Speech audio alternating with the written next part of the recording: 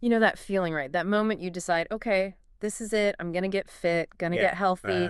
And then, boom, you're just slammed with all this conflicting advice, confusing plans, or maybe just the cost of a gym membership. Yeah, the sticker shock. It feels overwhelming, Yeah. Trying to figure out where to start without spending a fortune or like needing a PhD in exercise science. It's a super common struggle, and that whole information overload thing, that's exactly what we're digging into in today's deep dive. Okay. But we're looking at it through, well, a really interesting new lens, Aurari Fitness. It's a health and fitness app that's just launched in Ethiopia. Aurari Oh. Fitness. Interesting name. Right, and it's not just another fitness app clone. It's got some Yeah. surprisingly simple but really impactful ideas behind it. Okay, so that's our mission today then. We're going to unpack what this Aurari Fitness thing is, what makes it different, its unique features, Hmm. and what sounds really intriguing, its big vision that apparently goes way beyond Ethiopia. Yeah, it's pretty ambitious. And we're pulling our insights directly from the materials about its launch. What grabs me straight away is, well, it seems to tackle some really basic hurdles to getting fit, starting with language. Exactly.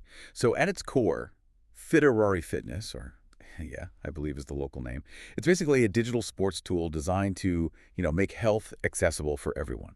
Right. And what makes it stand out immediately is that all the content, exercises, workouts, nutrition tips, health advice, everything is all in Amharic. Wow. Okay, not English first. No, At Amharic all. first, the main local language. When you think about how many millions of people don't have English as a first language, that's a huge step for inclusivity right there. That's a really powerful point. Language is such a massive barrier in digital stuff, often just overlooked. Totally. So it sounds like they're really thinking about the user, like from the ground up. But is it just the language? Or is the app itself designed for convenience too? Oh, it goes way beyond just the language. The app itself is designed to be super versatile. How so? Well, you can do the workouts, access all the info, whether you're at home or maybe in a park, or even if you do go to a gym. Okay. It puts that structured fitness guidance right in your hands wherever you happen to be, which is key. Right. Flexibility. And then there's the other big barrier, especially in a market like Ethiopia, Yeah. internet access. It's not always reliable. Right? Yeah, that's a critical challenge. How does Fitterori Fitness handle that? Because consistent connectivity isn't a given everywhere. And that's where they've been genuinely smart. Once you've opened the app with an internet connection just once, Mm-hmm. maybe to download the basics or sync up, Mm-hmm. you can then use it completely offline. Really? Offline functionality. Yeah. It seems like it preloads the essential stuff onto your device. That makes it incredibly accessible, even if your signal is patchy or non-existent sometimes. That's huge. That's not just a nice to have, that actually makes it usable for potentially millions more people. Exactly. It's a fundamental democratizer, as you said. Mm-hmm. And it also ties into their other goal, which is to combat this issue of people just, exercising without really knowing what they're doing. Ah, the whinging it approach to fitness. Pretty much. So the app delivers clear, structured guidance right there on your phone, internet or no internet, based on proper knowledge. Okay, that offline capability is a game changer for access, I agree. And focusing on proper knowledge really clicks. We see it all the time, people jumping into stuff without the why or how. Right. So beyond getting access and the right info, what about like the day-to-day? What features help people stick with it? Yeah, for the daily grind, it has those practical tracking features. You can log the food you eat each day, Okay, food blogging. and it clearly shows you the calories you've burned each day, that kind of immediate feedback. It's really key for staying motivated and making smart choices about your diet and activity. Simple, clear tracking. That's often what people need most. Now, you mentioned democratizing access earlier. Let's talk money. How does Fitterary Fitness affect the cost side of things? Gyms, trainers, they can be seriously expensive. Yeah, and this is where the economic angle gets really interesting. The app is specifically noted as playing a major role in cutting down current gym expenses. How significant are we talking? Well, think about it. The cost of membership, maybe travel to the gym, hiring a trainer. Fitterary Fitness essentially bundles comprehensive guidance into one accessible digital package. Right. So it dramatically lowers that financial barrier to getting quality fitness advice. It's not just saving a bit of cash, it's making proper health and wellness guidance affordable on a much bigger scale. So people can chase their fitness goals without needing a massive budget. Exactly. And connecting that to their bigger picture, Fitterary Fitness explicitly says Its mission is to help all segments of society get involved in sports activities, not just city dwellers, not just those who can afford it. Enabling all segments. That's a really ambitious mission statement.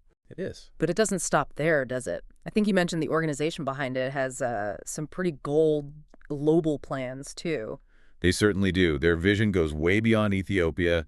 The organization states it aims to leave its mark on the sports sector, not just nationally, but globally. Globally, wow. They have the primary goal of, and I'm quoting here, elevating sports in all countries worldwide. Okay, hold on.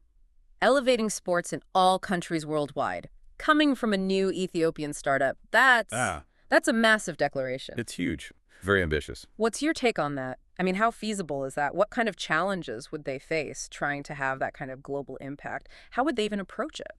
It definitely raises the question of how, right? The source material doesn't spell out the exact global strategy. Right. But we can probably infer their approach. First, solve the fundamental access problems locally really well. Okay, nail the Ethiopian market first. Exactly. Yeah. If they can perfect a model that delivers high-quality, super accessible, low-cost fitness guidance that's tailored for local needs, like the Amharic content, the offline mode, that model itself could potentially be adapted. Like a blueprint for other regions. Could be, or at least inspire similar solutions elsewhere. The massive challenge, obviously, is replicating that deep local understanding, the cultural nuances, the language barriers across dozens of different countries. Sure, what works in Addis Ababa might need tweaking for, say, Lima or Hanoi. Absolutely.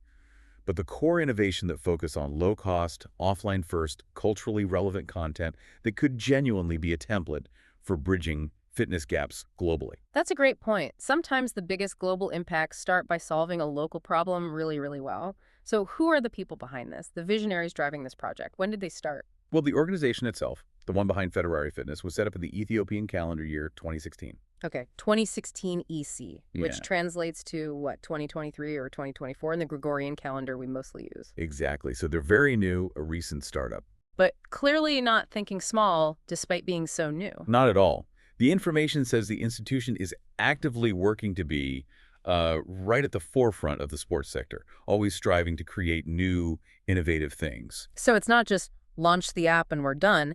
It sounds like a commitment to keep pushing, keep evolving. Definitely. And that's echoed by the founder, Ato Hail Michael Getu. Ah, the founder, what did he have to say? He stated that Fedorari Fitness is already doing, quote, significant work in Ethiopia's fitness industry. And crucially, he plans to bring many new innovations to the fitness sector very soon. Very soon. Okay, so that hints at a roadmap, right? More features, maybe. Personalization, partnerships. It strongly suggests that, yeah, expanding content, maybe more tailored plans, possibly linking up with other health services, lots of potential directions. Okay, so let's try and pull this all together then. For you, the listener, what does Fedorari Fitness really represent? It feels like a really comprehensive, very accessible, knowledge-first approach to getting healthy. Yeah, definitely. Specifically built for its local audience, with the Amharic, the offline access. That's key. But at the same time, it's got these incredibly bold global dreams. It's just a fascinating example of how tech, when it's thoughtfully applied, can genuinely democratize something like fitness knowledge. Absolutely. Make it less overwhelming, make it more achievable for so many people, Yeah. especially in places where that kind of guidance hasn't been easy to get before. Exactly. It lowers so many barriers: language, cost, connectivity. Which leads to, I think, the really big question to ponder as we wrap up. Go on. What does the rise of these kinds of locally developed, really comprehensive digital health tools, especially the ones laser-focused on offline access and bringing down costs, what does that mean for the future of wellness globally? And maybe, just maybe, for actually bridging some of those huge health equity gaps we see around the world?